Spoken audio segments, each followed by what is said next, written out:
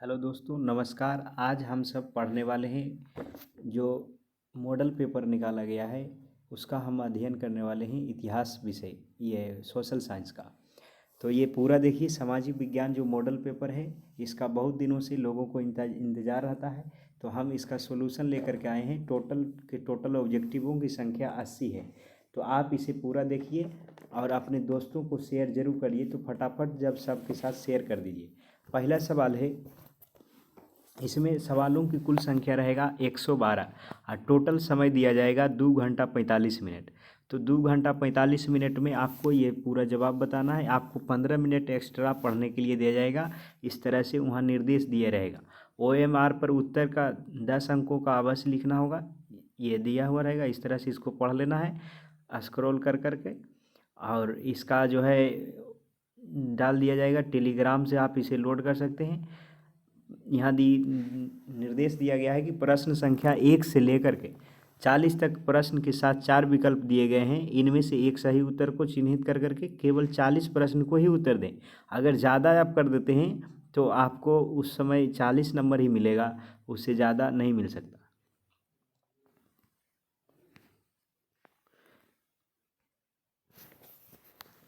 तो इसका अगला पहला सवाल है, इसे पूरा देखिए और समझने का प्रयास करिए। पहला सवाल है, भारतीय जनता पार्टी का किस पार्टी का पुनर्जन्म कहा जाता है? भारतीय जनता पार्टी को किस पार्टी का पुनर्जन्म कहा जाता है? इसका सही जवाब बताना है। भारतीय जनता पार्टी का पुनर्जन्म किससे हुआ है? तो भारतीय जनता पार्टी का पुनर्जन्म हुआ है जनसंघ से। तो इसका सही जवाब हो जाएगा, जिसका पूरे भारत में सरकार है। मोदी जी जिसका प्रधानमंत्री हैं, तो उसका पहला नाम था भारतीय जनसंघ। अगला सवाल है, दलित पैंथर्स नामक संगठन का स्थापना कौन सा राज्य में हुआ था? तो दलित पैंथर्स नामक संस्था का स्थापना हुआ था महाराष्ट्र राज्य में। In which state was the Dalit Panthers organised established? तो इसका आंसर हो जाएगा महाराष्ट्र में। अगला सवाल है, कौन सा संवैधानिक संशोधन नगरीय स्वशासन से संबंधित है?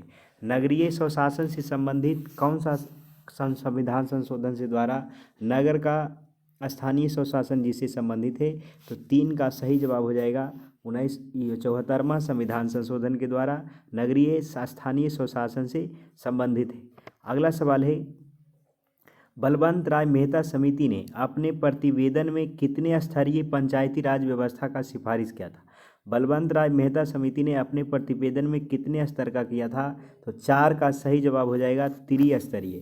3 स्तर का किया था, तो इसका आंसर हो जाएगा त्रिस्तरीय। अगला सवाल है, भारत में प्रथम नगर निगम का स्थापना कहाँ किया गया था? भारत में प्रथम नगर निगम का स्थापना किया गया था, इसका सही आंसर हो जाएगा मद्रास में। मद्रास में किया गया था। भारत में पहला नगर निगम का स्थापना, where was the first municipal corporation established in India. अगला है, सर्वप्रथम किस राज्य में महिलाओं को पंचायती राज में 50% आरक्षण दिया गया था? सबसे पहले किस राज्य में महिलाओं में पंचायतों में 50% आरक्षण दिया गया था? तो इसका सही जवाब हो जाएगा बिहार में। बिहार का इसका आंसर है, बिहार में सबसे पहले दिया गया था। अगला सवाल है, दल बदल जो कानून है वह किस पर लागू होता है? दल बदल कानून on which the following does anti defection law apply? तो दल बदल कानून जो अनुसूची 10 में है, यह सांसदों और विधायकों पर लागू होता है। तो इसका सही जवाब हो जाएगा सांसदों और विधायकों पर। तो 7 का आंसर 1 है, सांसदों ऑन MP एंड MLA पर। अगला है, क्षेत्रवाद का भावना का एक कुपरिणाम क्या है? क्षेत्र प्रभाव side effect the spirit of the regionalism. इसका आंसर हो जाएगा अलगाववाद। अलगाववाद से क्षेत्रवाद का ये कुपरिणाम है। अगला सवाल है, अर्थशास्त्र पुस्तक किसने लिखा है? अर्थशास्त्र पुस्तक का लेखक कौन है? Who wrote the book of अर्थशास्त्र? अर्थशास्त्र पुस्तक के लेखक है चाणक्य, जिन्होंने अपने काबिलियत से चंद्रगुप्त मौर्य को पूरे भारत का सम्राट बना दिया था घनानंद को हराकर। तो अर्थशास्त्र पुस्तक के लेखक है घनानंद। अगला सवाल है, इनमें से किस देश में संघीय व्यवस्था बाकी सभी से अलग है? तो 10 का सही जवाब हो जाएगा संयुक्त राज्य अमेरिका। संयुक्त राज्य अमेरिका से बाकी सबसे अलग है। अगला है भारत में संघीय व्यवस्था किस देश से प्रभावित है। भारत में संघीय व्यवस्था किस देश से प्रभावित है, तो इसका सही जवाब हो जाएगा कनाडा। 11 का सही आंसर है भारत का संघीय व्यवस्था कनाडा से प्रभावित है। अगला सवाल है भारतीय संविधान की किस अनुसूची में राष्ट्रीय भाषाओं की सूची है। भारतीय संविधान में किस अनुसूची में राष्ट्रीय भाषाओं की सूची है, तो राष्ट्रीय भाषाओं की सूची हो जाएगा, राष्ट्रीय भाषाओं की सूची 7वीं अनुसूची में है। अगला है राज्य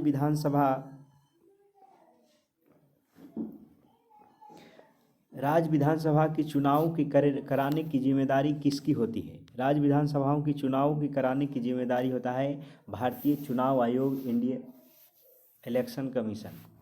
अगला है इलेक्शन कमीशन ऑफ इंडिया। शिक्षा संविधान की किस सूची में रखा गया है। शिक्षा संविधान की किस सूची में रखा गया है। शिक्षा को भारतीय संविधान में समवर्ती सूची के अंतर्गत रखा गया है। समवर्ती सूची में हुआ जिसमें केंद्र और राज्य दोनों मिलकर कानून बनाता है, उसे समवर्ती सूची कहते हैं। अगला सवाल है 15 नंबर, जर्मनी का एकीकरण कब हुआ था। जर्मनी का एकीकरण कब हुआ था। When did the unification of Germany take place. Germany का एकीकरण हुआ था 1871 ईस्वी में। हुआ आंदोलन किसने शुरू किया था। हुआ आंदोलन को शुरू करने वाले कौन थे, तो इसका सही जवाब होएगा हुइन फूसो इसका सही आंसर हो जाएगा। अगला है जनरल लोन किस देश के प्रधानमंत्री थे। जनरल लोन किस देश के प्रधानमंत्री थे, इसका सही जवाब हो जाएगा कंबोडिया का। Cambodia prime minister of general loan. अगला सवाल 18 नंबर है, मार्च 1946 में फ्रांस और वियतनाम के बीच होने वाला समझौता को किस नाम से जानते हैं। मार्च 1946 में जो फ्रांस और वियतनाम के बीच समझौता हुआ था उसे किस नाम से जानते हैं, तो 18 का सही जवाब हो जाएगा हनोई समझौता के नाम से इसे जानते हैं। अगला सवाल है, गांधी जी ने साबरमती आश्रम का स्थापना कहाँ किया था। गांधी जी ने साबरमती आश्रम का स्थापना किया था अहमदाबाद, गुजरात में। तो इसका सही जवाब है, फटाफट सभी लोगों को साथ शेयर कर दीजिए। ये आपका 80 सवाल आएंगे, इसको एकदम घोर के पी जाइए, रट जाइए, जैसे हो जाए याद कर दीजिए। आपको समय कम है, इससे सवाल जरूर आते हैं। मॉडल सेट का सारा क्वेश्चन कम से कम 5 प्रीवियस 5 साल का याद करके जाइए, आपको सोशल साइंस में कोई दिक्कत नहीं होगा, ये मेरा वादा है। अगला है 20 नंबर सवाल है। 20 नंबर सवाल में कहता है, कांग्रेस के किस अधिवेशन में स्वशासन की जगह स्वराज का लक्ष्य को प्रस्तावित किया गया था। कौन सा अधिवेशन था जिसमें स्वराज की जगह स्वशासन की जगह स्वराज को लक्ष्य प्रस्तावित किया गया था, तो 20 का सही आंसर हो जाएगा कलकत्ता अधिवेशन में। इसका आंसर है कलकत्ता अधिवेशन। अगला सवाल है, दांडी यात्रा से किस आंदोलन का शुरुआत हुआ था। दांडी यात्रा से ही किस आंदोलन का शुरुआत कर दिए थे, गांधी जी के द्वारा किया गया था, तो उसका सही आंसर हो जाएगा सविनय अवज्ञा आंदोलन। सविनय अवज्ञा आंदोलन इसका सही आंसर है, सविनय अवज्ञा आंदोलन। अगला सवाल है, गांधी जी ने किस गोलमेज सम्मेलन में भाग लिया था। गांधी जी के द्वारा किस गोलमेज सम्मेलन में भाग लिया गया था। In which round table conference did Gandhi ji participated. तो गांधी जी के द्वारा द्वितीय गोलमेज सम्मेलन जो इंग्लैंड में हुआ था उसमें भाग लिए थे गांधी जी। अगला सवाल है, फॉरवर्ड ब्लॉक का स्थापना किसके द्वारा किया गया था। फॉरवर्ड ब्लॉक का स्थापना किसके द्वारा किया गया था, ये जवाब बताना है। तो 23 का सही आंसर हो जाएगा सुभाष चंद्र बोस। सुभाष चंद्र बोस के द्वारा किया गया था, फॉरवर्ड ब्लॉक का स्थापना किया गया था। 24 नंबर सवाल है, बंगाल विभाजन कब और किसने किया था। बंगाल विभाजन कब और किसने किया, तो इसका सही आंसर हो जाएगा 1905 ईस्वी में कर्जन के द्वारा किया गया था। अगला सवाल है, निम्नलिखित में कौन सा मित्र राष्ट्र नहीं है। मित्र राष्ट्र नहीं है बताना है, मित्र राष्ट्र कौन सा नहीं है, तो 25 का सही आंसर हो जाएगा जर्मनी। जर्मनी जो है मित्र राष्ट्र नहीं है, इसका आंसर हो जाएगा जर्मनी। अगला सवाल है, स्वराज पार्टी का प्रथम सम्मेलन कहाँ हुआ था। स्वराज पार्टी का प्रथम सम्मेलन इलाहाबाद में हुआ था। अगला सवाल है, किसने पावर लूम का आविष्कार किया था। Power loom, who among the following invented the power loom. Power loom का आविष्कार किसके द्वारा किया गया था, तो 27 का सही आंसर हो जाएगा एडमंड कार्टराइट। एडमंड कार्टराइट का इसका सही आंसर है। अगला है, न्यू डील नामक नवीन आर्थिक नीति का कहाँ लागू हुआ था। न्यू डील नामक आर्थिक नीति लागू कहाँ किया गया था? तो 28 का सही आंसर हो जाएगा अमेरिका में न्यू डील नामक आर्थिक नीति का किया गया था। अगला सवाल है 1991 में सोवियत संघ के उपरांत सोवियत संघ जब विघटन हो गया, जब रूस टूट गया था, पुराना इसका नाम था सोवियत संघ यूएसएसआर, तो उसको टूटने के बाद कौन सा देश महाशक्ति के रूप में उभरा? तो महाशक्ति के रूप में उभरा संयुक्त राज्य अमेरिका। अगला सवाल है कौन सा देश दक्षेस का सदस्य नहीं है? इसे सार्क के नाम से भी जानते हैं। तो सार्क का सदस्य कौन नहीं है? तो 30 का सही जवाब हो जाएगा बांग्लादेश। बांग्लादेश इसका सही जवाब है। अगला सवाल है रूसो किस देश का रहने वाला था? रूसो किस देश का रहने वाला था, इसका आंसर बताना है। तो 31 का सही जवाब हो जाएगा फ्रांस का रहने वाला था रूसो। अगला है अल हिलाल नामक जो पत्रिका था उसका संपादन किसके द्वारा किया गया था? अल हिलाल नामक संपादन पत्रिका का संपादन किसने किया था? तो 32 का सही जवाब हो जाएगा मौलाना अबुल कलाम आज़ाद, जो भारत के पहले शिक्षा मंत्री थे, उसके द्वारा किया गया था अल हिलाल। गुटेनबर्ग ने सबसे पहले किस पुस्तक की रचना किया था? सबसे पहले किस पुस्तक का छपाई किया था, इसका सही जवाब बताना है। तो गुटेनबर्ग के द्वारा सबसे पहले बाइबिल का स्थापना किया गया था। आप कमेंट करके ज़रूर बताइए कि 80 में से कितना सवाल सही आपका होता है, तो इससे आपका एक अंदाज़ा मिलेगा कि हमको कितना नंबर आ रहा है। अगला सवाल है महात्मा गांधी ने इनमें से किस का संपादन किया था? महात्मा गांधी के द्वारा इनमें से किसका संपादन किया गया था? 34 का सही आंसर हो जाएगा young India. Young India Mahatma Gandhi के द्वारा संपादन किया गया था। अगला सवाल है काउंट काबूर ने विक्टर एमेनुअल को किस पद पर नियुक्त किया था? काउंट काबूर के द्वारा विक्टर एमेनुअल को किस पद पर नियुक्त किया गया? तो इसको आंसर हो जाएगा प्रधानमंत्री। अगला सवाल है वियना सम्मेलन का मेजबानी किसके द्वारा किया गया था? वियना सम्मेलन का मेजबानी किसके द्वारा किया गया था? तो मेटरनिख ने किया था वियना सम्मेलन का मेजबानी। Who hosted the Vienna convention? तो इसका आंसर है मेटरनिख। अगला सवाल है आंतरिक विद्रोहों को दबाने के लिए किस संगठन का स्थापना हुआ था? Who which organised which form the Russia surprise internal rebellion? तो इसका आंसर हो जाएगा 37 का सही जवाब हो जाएगा चेका। चेका का हुआ था स्थापना आंतरिक विद्रोहों को दबाने के लिए। अगला सवाल है भारत में उपभोक्ता संरक्षण अधिनियम कब पारित हुआ था? भारत में उपभोक्ता संरक्षण अधिनियम when was the consumer protection act announced in India?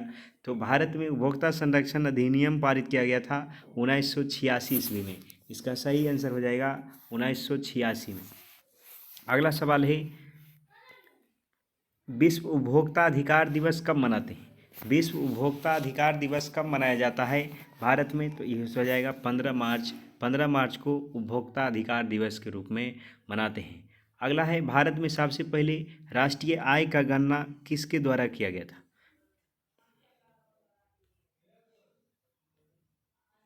38 हो गया। 38 सवाल क्या है? भारत में उपभोक्ता संरक्षण अधिनियम कब पारित हुआ? 38 का सही जवाब हो जाएगा 1986 में। इसका आंसर है 1986। ऊपर कुछ छूट गया क्या? इसका आंसर हो जाएगा चेका। चेका तो बता दिए आंतरिक विद्रोह को दबाने के लिए चेका का ये हुआ था स्थापना। 38 भी हो गया। भारत में उपभोक्ता संरक्षण अधिनियम कब पारित हुआ था? तो 38 का सही जवाब हो जाएगा 1986 में। अगला सवाल है विश्व उपभोक्ता अधिकार संरक्षण दिवस कब मनाते हैं? तो इसका आंसर हो जाएगा 15 मार्च को मनाते हैं। World consumer rights day celebrated in India. Bharat में सबसे पहले राष्ट्रीय अनुमान किसने लगाया था? कब और किसने लगाया था? ये भी पूछ सकता है कब और किसने लगाया था। तो भारत में सबसे पहले राष्ट्रीय आय का अनुमान लगाने वाले इस भारत का सबसे वृद्ध व्यक्ति दादा भाई नौरोजी थे। उसे भारत का वृद्ध व्यक्ति भी कहते हैं। और ये लगाए थे 1820 ईस्वी में। तो 40 का सही जवाब हो जाएगा, नहीं गलत है, इसका आंसर हो जाएगा 1868 ईस्वी में। 1868 ईस्वी में सबसे पहले राष्ट्रीय आय का अनुमान दादा भाई नौरोजी के द्वारा लगाया गया था। अगला है गरीबी की तुलना किस अर्थशास्त्री ने कैंसर से किया है? किसने कहा था कि गरीबी एक कैंसर रोग की तरह है? Which economist compared poverty with cancer disease? तो इसका सही जवाब हो जाएगा कुजनेट्स के द्वारा कहा गया था। कुजनेट्स ने कहा था। मानव विकास सूचकांक इनमें से किसे सम्मानित किया गया है? मानव विकास सूचकांक, which is the following included the human development index. मानव विकास सूचकांक किसे शामिल किया गया है? तो 42 का सही जवाब हो जाएगा जीवन स्तर को, स्टैंडर्ड ऑफ लिविंग को मानव विकास सूचकांक में सम्मिलित किया गया है, जिसमें भारत का स्थान 131वां है। अगला सवाल है, भारत में आर्थिक नियोजन का काम कौन सी संस्था करता है? जो आर्थिक नियोजन का काम करता है उसका नाम बताना है। तो 43 का सही जवाब हो जाएगा नीति आयोग, जिसका स्थापना 1951 ईस्वी में किया गया था। अगला है, poverty and British rule in India नामक पुस्तक के लेखक कौन हैं? British poverty and British rule in India के लेखक हैं दादा भाई नौरोजी। दादा भाई नौरोजी के द्वारा and British rule in India पुस्तक लिखा गया था। अगला सवाल है, स्वीडन की मुद्रा क्या है? स्वीडन की मुद्रा आपका जो इकोनॉमिक में दिया गया है आप उसे जरूर याद कर लीजिए। स्वीडन की मुद्रा क्या है? 45 का सही जवाब हो जाएगा क्रोना। क्रोना स्वीडन की मुद्रा है, ये आपको ध्यान रखना है। स्वीडन की राजधानी स्टॉकहोम है। अगला है, भारत का सर्वोच्च बैंकिंग संस्थान कौन सा है? सबसे बैंकों का बैंक जिसे किसे कहते हैं? सर्वोच्च बैंकिंग संस्था। विच is the following apex banking institution of India. इसका सही जवाब हो जाएगा भारतीय रिजर्व बैंक। इसका स्थापना 1 अप्रैल 1935 ईस्वी को हुआ था। इसका 25वां गवर्नर शक्तिकांत दास है। अगला सवाल है, मानव के सर्वांगीण विकास और सामाजिक आर्थिक विकास के लिए सबसे महत्वपूर्ण तत्व क्या है? मानव के सर्वांगीण विकास के लिए क्या सबसे ज़्यादा जरूरी है? 47 नंबर का जवाब बताना है। 47 का आंसर हो जाएगा शिक्षा। अगला सवाल है, सर्वांगीण विकास के लिए शिक्षा बहुत जरूरी है। अगला है, निम्नलिखित में से भारतीयों के जीवन निर्वाह का मुख्य साधन क्या है? क्या है, किससे भारतीयों का जीवन निर्वाह होता है? तो इसका बताना है विच is the these of the main sources of livelihood for Indians. तो 48 का सही जवाब हो जाएगा 48 का सी आंसर हो जाएगा कृषि। कृषि हो जाएगा, इसका सही आंसर है कृषि पर यहाँ जीवन निर्वाह करने के लिए बहुत इंपॉर्टेंट है। अगला सवाल है, प्राथमिक क्षेत्र में कौन सी आर्थिक क्रिया शामिल होता है? प्राथमिक क्षेत्र, द्वितीय क्षेत्र, टर्सरी क्षेत्र, इस तरह से 3 क्षेत्र होता है। प्राथमिक क्षेत्र में कृषि वगैरह आ जाता है, कृषि हो गया। तो प्राथमिक क्षेत्र इसमें कौन सा आ जाएगा? 49 का सही आंसर 1 हो जाएगा खनन, जो माइनिंग होता है। बाकी सब द्वितीय क्षेत्र के, तृतीय क्षेत्र में होते हैं। अगला है, सोने के आभूषणों की गुणवत्ता को सुनिश्चित करने के लिए किस मानक चिन्ह का प्रयोग किया जाता है? इसका जवाब बताना है। सोने के आभूषणों को गुणवत्ता और सुनिश्चित करने के लिए कौन सा एक मानक चिन्ह दिया जाता है? 50 का सही जवाब हो जाएगा हॉलमार्क। हॉलमार्क के द्वारा इसका गुणवत्ता को सुनिश्चित किया जाता है। 51 नंबर सवाल है, किस संस्था का स्थापना किया गया था 1954 ईस्वी में? तो मेरे अनुसार से योजना आयोग का गठन किया था 1951 में। राष्ट्रीय विकास परिषद का 1950 ईस्वी में, और इसका 52 में किया गया था, इसका भी 51 में किया गया था। तो आप इसे कमेंट करके ज़रूर बताइए कि इसका सही आंसर क्या हो जाएगा। किस संस्था का स्थापना 1954 ईस्वी में किया गया था, हमें अभी ध्यान नहीं है, तो इसको ज़रूर देखना। अगला है, मौसम बेरोजगारी पाई जाती है किस में? मौसमी बेरोजगारी किस क्षेत्र में पाई जाता है?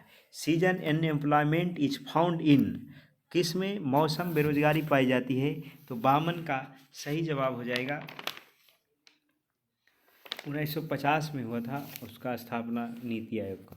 तो 52 का सही जवाब हो जाएगा कृषि क्षेत्र में मौसम बेरोजगारी, मौसम के अनुसार इसका बदलते रहता है। पूंजीवादी अर्थव्यवस्था का क्या गुण है? पूंजीवादी अर्थव्यवस्था का एक गुण बताना है। 53 का सही जवाब हो जाएगा। वहाँ निजी लाभ होता है, पूंजीवादी अर्थव्यवस्था मूल्य तंत्र होता है, साधनों का निजी स्वामित्व होता है। तो इस प्रकार से इसका आंसर हो जाएगा इनमें से सभी। अगला सवाल है, तरुण भारत संघ का संबंध किस राज्य से है? तरुण भारत संघ का संबंध किस राज्य से? Tarun Bharat Sangh is related to which state? तो इसका सही जवाब हो जाएगा तरुण भारत का संबंध राजस्थान से है। अगला सवाल है, रूस के सहयोग से किस विद्युत संयंत्र का निर्माण किया गया है? रूस के सहयोग से रूस देश कौन सा विद्युत संयंत्र लगाने में भारत का हेल्प किया था?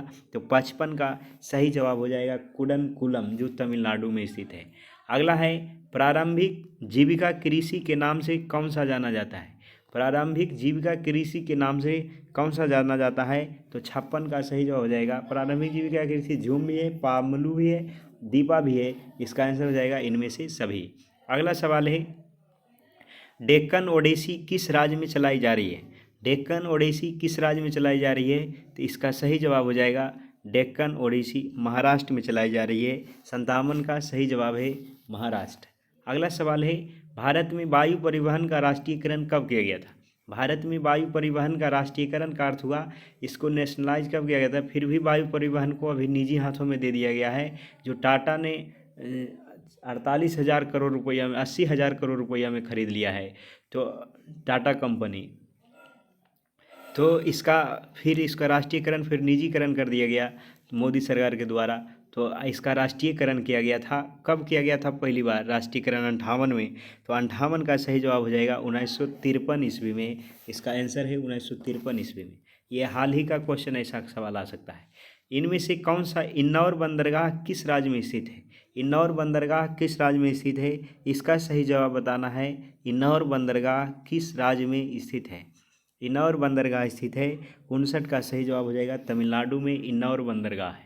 अगला है, बिहार का प्राचीनतम नदी घाटी कौन सी है? बिहार का प्राचीनतम नदी घाटी बताना है, कौन सा है? तो 60 का सही जवाब हो जाएगा 60 का हो जाएगा सोन नदी घाटी परियोजना। अगला सवाल है, नंदा देवी राष्ट्रीय उद्यान कहाँ है? Where is Nanda Devi national park located? Nanda Devi कहाँ है? तो उत्तराखंड में नंदा देवी स्थित है। अगला सवाल है, चिपको आंदोलन का शुरुआत किसने किया था? चिपको आंदोलन में वनों की कटाई किया जा रहा था। वहाँ की जनता, महिला जो है चिपक गई जा करके, जिससे उनको काटने के लिए नहीं दिया गया था। तो उसी को घटना को कहते हैं चिपको आंदोलन। ये किसने शुरू किया था, ये सवाल पूछा गया है। चिपको आंदोलन का शुरुआत किसके द्वारा किया गया है? तो चिपको आंदोलन का शुरुआत किया गया था 62 का सही जवाब हो जाएगा सुंदरलाल बहुगुणा के द्वारा किया गया था। अगला सवाल है, बिहार में कितने प्रतिशत भौगोलिक क्षेत्र में वन का फैलाव है? बिहार में कितने प्रतिशत क्षेत्र में वनों का फैलाव है, ये बताना है। तो 63 का सही जवाब हो जाएगा 7% में फैलाव है। अगला सवाल है, निम्नलिखित में से कौन सा कार्बनिक खनिज नहीं है? जिसमें कार्बन की मात्रा नहीं पाया जाएगा उसे कहेंगे अकार्बनिक खनिज। तो कौन सा है जिसमें सबसे कम खनिज पाया जाता है? तो 64 का सही जवाब होगा प्राकृतिक गैस, इसमें खनिज नहीं होता है। अगला सवाल है, सीमेंट उद्योग का कच्चा माल क्या है? सीमेंट उद्योग का कच्चा माल कौन है? इसका जवाब बताना है। तो सीमेंट उद्योग का कच्चा माल हो जाएगा चूना पत्थर। अगला सवाल है, भारत का पहला तेल शोधक कारखाना कहाँ शुरू किया गया था? भारत का पहला तेल शोधक कारखाना, तेल को शोधन करने वाला, where is the first refinery of India? तो भारत का पहला तेल शोधक कारखाना 66 का सही जवाब हो जाएगा डिगबोई में। अगला सवाल है, मुंबई हाई क्यों प्रसिद्ध है? मुंबई हाई किस लिए प्रसिद्ध है? 67 का सही जवाब हो जाएगा खनिज तेल के लिए मुंबई हाई प्रसिद्ध है। भारत का प्रमुख खाद्यान्न फसल कौन सा है? भारत का प्रमुख खाद्यान्न फसल कौन सा है? सबसे प्रमुख खाने वाली फसल, तो 68 का सही जवाब हो जाएगा भारत का सबसे ज़्यादा खाने वाली फसल चावल है। तो इसका आंसर हो जाएगा विच is the main food of crop of India? तो इसका हो जाएगा राइस। अगला है, जूट उत्पादन में कौन सा देश सबसे आगे है? जूट का उत्पादन करने में कौन सा देश सबसे आगे है? ज्योग्राफी का क्वेश्चन है, तो इसका आंसर हो जाएगा 69 का बांग्लादेश। इसी तरह के सवाल आएंगे जिस तरह से पूछा गया है। अगला सवाल है, इनमें से कौन सा लौह अयस्क का अग्रणी उत्पादक देश है? इनमें से कौन सा लौह अयस्क अग्रणी उत्पादक राज्य है? लोहा अयस्क में उत्पादन करने वाला पहला राज्य हो जाएगा पहला उड़ीसा। अगला सवाल है, किसे बिहार का रेशम नगर कहा जाता है? बिहार का रेशम नगर से किसे जानते हैं? कौन है जो बिहार का रेशम नगर है? तो इसका सही आंसर हो जाएगा भागलपुर को कहते हैं बिहार का रेशम नगर। अगर कहेगा बिहार का शोक नदी किसे कहते हैं? तो बिहार का शोक नदी कहते हैं कोसी नदी को। अगला है, बिहार की अर्थव्यवस्था किस क्षेत्र में सर्वाधिक योगदान है? बिहार की अर्थव्यवस्था में किस क्षेत्र का सबसे ज़्यादा योगदान है? तो 72 का सही जवाब होगा बिहार की अर्थव्यवस्था में सबसे ज़्यादा कृषि का योगदान है। अगला सवाल है, बिहार की बड़ी त्रासदियों में से एक है। बिहार की बड़ी त्रासदियों में से एक है, क्या है बिहार की बड़ी त्रासदियों में से एक है? तो सबसे ज़्यादा किससे त्रासदी आता है, इसका विचार करके बताना है। तो इसका सही जवाब हो जाएगा बाढ़। बाढ़ इसका सही आंसर है, इसका सही जवाब हो जाएगा बाढ़। अगला सवाल है, कुशहा तटबंध किस नदी पर है? कुशहा तटबंध बताना है 74 का किस नदी पर है? तो ये हो जाएगा कोसी नदी पर। कुशहा तटबंध कोसी नदी पर स्थित है। अगला सवाल है, सतलज नदी पर कौन सा कृत्रिम जलाशय बनाया गया है? सतलज नदी पर कौन सा कृत्रिम जलाशय बनाया गया है? इसका जवाब बताना है। सतलज नदी पर कौन सा कृत्रिम जलाशय बनाया गया है? तो 75 का सही जवाब हो जाएगा गोविंद सागर। गोविंद सागर जलाशय बनाया गया है सतलज नदी पर। अगला सवाल है, आपदा प्रबंधन का प्रमुख घटक कौन सा है? आपदा प्रबंधन का प्रमुख घटक बताना है, कौन सा हो जाएगा? स्थानीय स्वशासन, स्वयंसेवी संगठन, गांव के मोहल्ले वाले लोग, इनमें सभी। विच is the main component disaster management, local administration, इसका हो जाएगा सही जवाब 4, इनमें से सभी। अगला सवाल है, सुदूर संवेदी उपग्रह के लिए उपग्रह का प्रयोग किस लिए किया जाता है? सुदूर संवेदी किया जाता है खनिज संसाधनों की खोज के लिए सुदूर संवेदी का उपयोग किया जाता है। तो इसका आंसर हो जाएगा संसाधनों की खोज के लिए। अगला सवाल है 78 नंबर, 26 दिसंबर 2004 को विश्व के किस हिस्से में भयंकर सुनामी आया था? 26 दिसंबर 2004 को कौन सा हिस्सा में विश्व सुनामी भयंकर सुनामी आ गया था? तो 78 का सही जवाब हो जाएगा हिंद महासागर में। हिंद महासागर में भयंकर सुनामी आया था। अगला सवाल है, भारत में अत्यंत विनाशकारी भूकंप कब आया था? बहुत ही विनाशकारी भूकंप कब आया था? तो इसका सही जवाब हो जाएगा 1934 में विनाशकारी भूकंप आया था। अगला सवाल है, सुनामी किस भाषा का शब्द है? तो सुनामी को लिखा जाता है TSUNAMI, इस तरह से। तो इसका सही जवाब हो जाएगा जापान में इस सुनामी को टी से लिखते हैं। तो इसका हो जाएगा सुनामी जापानी भाषा का शब्द है। अगला सवाल है, तो इस तरह से आपका सेक्शन ए में जो रहेंगे ऑब्जेक्टिव रहेंगे, और लघुत्तरीय प्रश्न के लिए 1 से 6 जिस तरह से ध्यान दिया है उसी तरह का रहेगा। इसका सब्जेक्टिव ऑब्जेक्टिव को पढ़ने के लिए हमारे यूट्यूब चैनल को भी सब्सक्राइब करिए। तो इसको अगला वीडियो में हम इसको डाल देंगे, इसे पूरा रट जाइए। जिसमें इस तरह से सवाल आता है इसी तरह से आएंगे लघुत्तरीय दीर्घोत्तरीय कर और इसको हम पूरा बताने का प्रयास करिए। आपको अपने दोस्तों के साथ ज़रूर शेयर करिए, इसको बनाने में मेहनत तो लगता है। तो अब हम अगले वीडियो में मिलेंगे, तब तक के लिए सभी को जय हिंद। अपने दोस्तों के साथ ज़रूर शेयर करिए। पूरा देखने के लिए आपको बहुत बहुत धन्यवाद। थैंक यू, बहुत बहुत धन्यवाद।